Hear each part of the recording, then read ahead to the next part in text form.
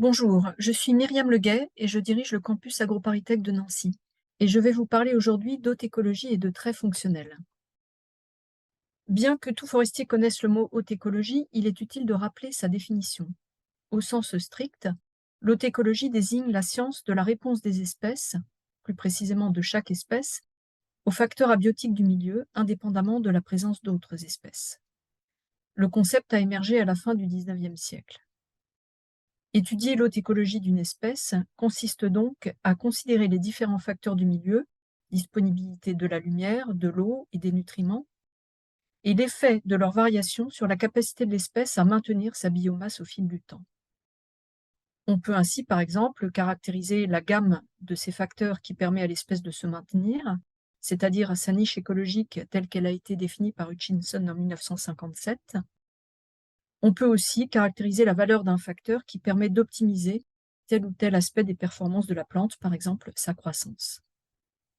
Le concept de trait fonctionnel nous est généralement moins familier. Il désigne toute caractéristique mesurable à l'échelle de l'individu ayant une influence sur sa survie et sa reproduction.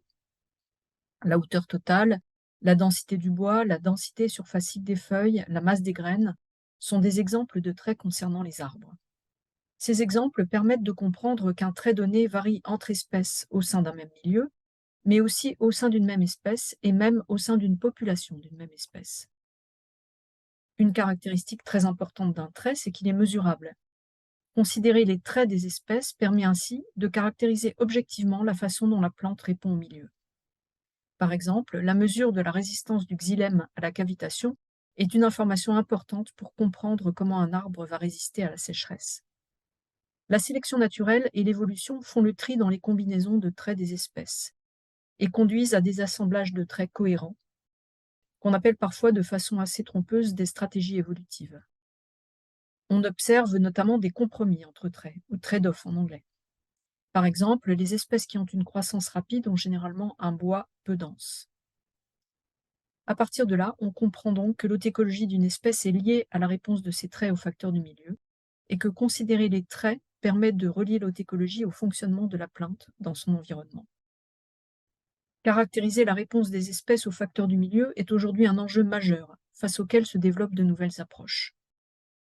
Nous avons en effet besoin d'anticiper la réponse des espèces en place au scénario d'évolution du climat, mais aussi de rechercher de nouvelles espèces alternatives capables de résister au climat futur. Pour cela, il nous faut quantifier et objectiver la réponse des espèces aux facteurs du milieu et mettre pour cela à profit les progrès méthodologiques et technologiques. Ils permettent l'acquisition de données massives, à large échelle, sur les variations des facteurs du milieu et sur les variations de la flore et de ses caractéristiques. Des modèles peuvent être développés ainsi, combinant données d'observation et données expérimentales. Les approches par traits contribuent à ce mouvement et permettent par exemple de mieux représenter les variations de la flore dans les modèles de végétation à l'échelle du globe ou de paramétriser de nouvelles essences dans les modèles de dynamique forestière. Merci de votre attention.